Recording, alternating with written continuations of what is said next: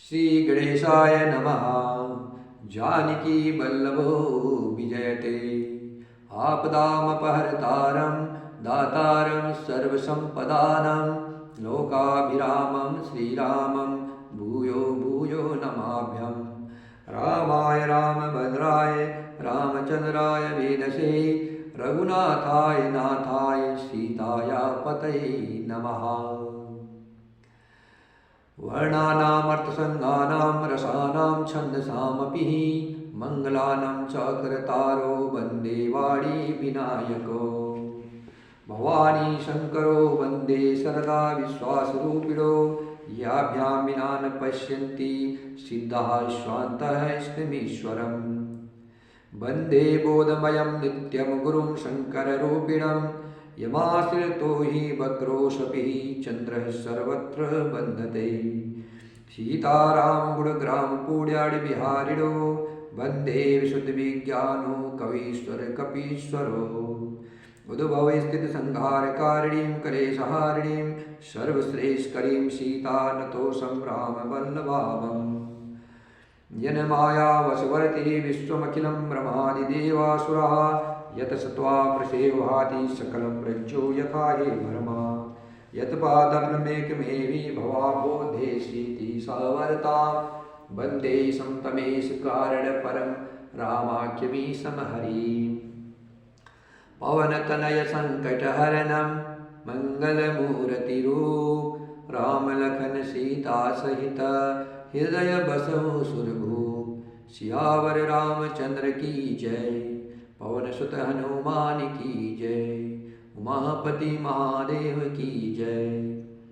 अखंड मंगलाकारं व्याप्तं येन चराचरं तत्पदं दर्शितं येन तस्मै श्री गुरुवे नमः। तुलसीदास जी कह रहे हैं कि मेरे प्रभु श्री राम जी ने तो इस बात को सुनकर देख करके और अपने सुचित्त रूपी चक्षु से निरीक्षण करके मेरी भक्ति और बुद्धि की सराहना की है। क्योंकि कहने में चाहे बिगड़ जाए अर्थात मैं चाहे अपने को भगवान का सेवक कहलाता रहूं, परंतु हृदय में अच्छापन होना चाहिए। हृदय में तो अपने को उनका सेवक बनने योग्य नहीं मान करके पापी और दीन ही मानता हूँ। यही मेरा अच्छापन है। श्री राम जी भी दास के हृदय की अच्छी स्थिति जान करके रिझ जाते हैं। प्रभु के चित्त में अपने भक्तों की हुई भूल चूक याद नहीं रहती है, वे उसे भूल जाते हैं और उनके हृदय की अच्छाई को 100 बार याद करते हैं। भक्तों की भूल को प्रभु श्याम जी भूल जाते हैं और उनके हृदय की एक भी अच्छाई हो उसे 100 बार याद करते रहते हैं। जिस पाप के कारण उन्होंने बाली को व्याध की तरह मारा था, जिस पाप के कारण प्रभु श्री राम जी ने बाली को व्याध की तरह मारा था, वैसे ही कुचाल फिर सुग्रीव ने चली। वही करनी विभीषण की थी, परंतु श्री रामचंद्र जी ने स्वप्न में भी उसका मन में विचार नहीं किया। उल्टे भरत जी से मिलने के समय श्री रघुनाथ जी ने उनका सम्मान किया और राज्यसभा में उनके गुरु का बखान किया। भगवान श्री राम जी तो वृक्ष के नीचे और बंदर डाली पर अर्थात कहा मर्यादा पुरुषोत्तम सच्चिदानंद घन परमात्मा श्री राम जी, और कहा पेड़ों की शाखाओं पर कूदने वाले बंदर, परंतु ऐसे बंदरों को भी उन्होंने अपने समान बना लिया। तुलसीदास जी कहते हैं कि श्री राम जी सरीके शील निदान स्वामी कहीं भी नहीं है। हे श्री राम जी, आपकी अच्छाई से सभी का भला है, अर्थात आपका कल्याणमय संभाव सभी का कल्याण करने वाला है। यदि यह बात सच है तो तुलसीदास का भी सदा कल्याण ही होगा। इस प्रकार अपने गुरु दोषों को कह करके और सबको फिर सिर नवा करके मैं श्री रघुनाथ जी का निर्मल यश वर्णन करता हूँ, जिसके सुनने से कलयुग के पाप नष्ट हो जाते हैं। श्री राम जय जय राम, श्री राम जय जय राम, श्री राम जय जय राम।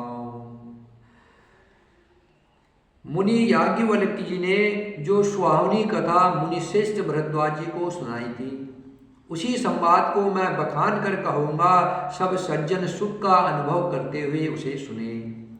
शिवजी ने पहले इस सुहावने चरित्र को रचा, फिर कृपा करके पार्वती जी को सुनाया। वही चरित्र शिवजी ने काकभूषणी जी को राम भक्त और अधिकारी पहचान करके दिया। उन काकभूषणी जी से फिर याज्ञवल्क्य जी ने पाया और उन्होंने फिर उसे भरद्वाज जी को गा करके सुनाया। वे दोनों वक्ता और श्रोता, याज्ञवल्क्य जी और भरद्वाज जी, समान शील वाले और समदर्शी है और श्री हरि की लीला को जानते हैं।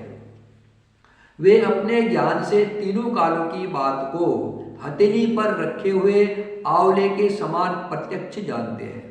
जैसे कोई आंवला हथेली में रखा है, स्पष्ट दिखाई देता है, वैसे ही याज्ञवल्क्य जी और भरद्वाज जी प्रभु श्री राम जी के प्रभाव को जानते हैं। और जो भी सुजान भगवान की लीलाओं का रहस्य जानने वाले हरि भक्त हैं, वे इस चरित्र को नाना प्रकार से कहते हैं, सुनते हैं और समझते हैं। फिर वही कथा मैंने बाराह क्षेत्र में अपने गुरुजी से सुनी, परंतु उस समय मैं लड़कपन के कारण बहुत बेसमझ था, इससे उसको अच्छी तरह नहीं समझ पाया। श्री राम जी की गूढ़ कथा के वक्ता कहने वाले और श्रोता सुनने वाले दोनों ज्ञान के खजाने होते हैं, अर्थात पूरे ज्ञानी होते हैं, कहने वाले भी और सुनने वाले भी। मैं कलयुग के पापों से ग्रसा हुआ महामूढ़ जड़ जीव भला उसको कैसे समझ सकता था। श्री राम जय राम जय जय राम, श्री राम जय राम जय जय राम, श्री राम जय राम जय जय राम। तो भी गुरुजी ने जब बार बार कही तब बुद्धि के अनुसार कुछ समझ में आई, वही अब मेरे द्वारा भाषा में रची जाएगी, जिससे मेरे मन को संतोष हो। जैसा कुछ मुझ में बुद्धि और विवेक का बल है, मैं हृदय में हरि की प्रेरणा से उसी के अनुसार कहूँगा। मैं अपने संदेह, अज्ञान और भ्रम को हरने वाली कथा रचता हूँ, जो संसार रूपी नदी के पार करने के लिए नाव है। राम कथा पंडितों को विश्राम देने वाली, सब मनुष्यों को प्रसन्न करने वाली और कलयुग के पापों का नाश करने वाली है। राम कथा कलयुग रूपी साप के लिए मोरनी है और विवेक रूपी अग्नि के प्रकट करने के लिए अरड़ी अर्थात मंथन की जाने वाली लकड़ी है। अर्थात इस कथा से ज्ञान की प्राप्ति होती है। राम कथा कलयुग में सब मनोरथ को पूर्ण करने वाली कामधेनु गाय है और सज्जनों के लिए सुंदर संजीवनी जड़ी है। पृथ्वी पर यही अमृत की नदी है, जन्म मरण रूपी भय का नाश करने वाली और भ्रम रूपी मेढक को खाने के लिए सरपड़ी है। यह राम कथा असुरों की सेना के समान, यह राम कथा असुरों की सेना के समान नरकों का नाश करने वाली और साधु रूप देवताओं के कुल का हित करने वाली पार्वती दुर्गा है। यह संत समाज रूपी क्षीर समुद्र के लिए लक्ष्मी जी के समान है और संपूर्ण विश्व का भार उठाने में अचल पृथ्वी के समान है। यमदूतों के मुख पर कालिक लगाने के लिए यह जगत में यमुना जी के समान है और जीव को मुक्ति देने के लिए मानो काशी ही है। यह श्री राम जी को पवित्र तुलसी के समान प्रिय है और तुलसीदास के लिए तुलसीदास जी की माता के समान हृदय से हित करने वाली है। यह राम कथा शिव जी को नर्मदा जी के समान प्यारी है। यह सब सिद्धियों की तथा सुख संपत्ति की राशि है। सद्गुण रूपी देवताओं के उत्पन्न और पालन पोषण करने के लिए माता अदिति के समान है। श्री रघुनाथ जी की भक्ति और प्रेम की परम सीमा सी है। राम कथा मंदाकिनी चित्रकूट चितचारु, तुलसी सुभग स्नेह बना सिय रघुवीर बिहारू।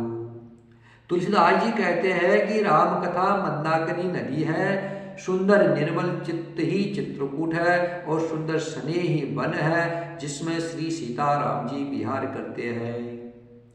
श्री राम जय जय राम, श्री राम जय जय राम, श्री राम जय जय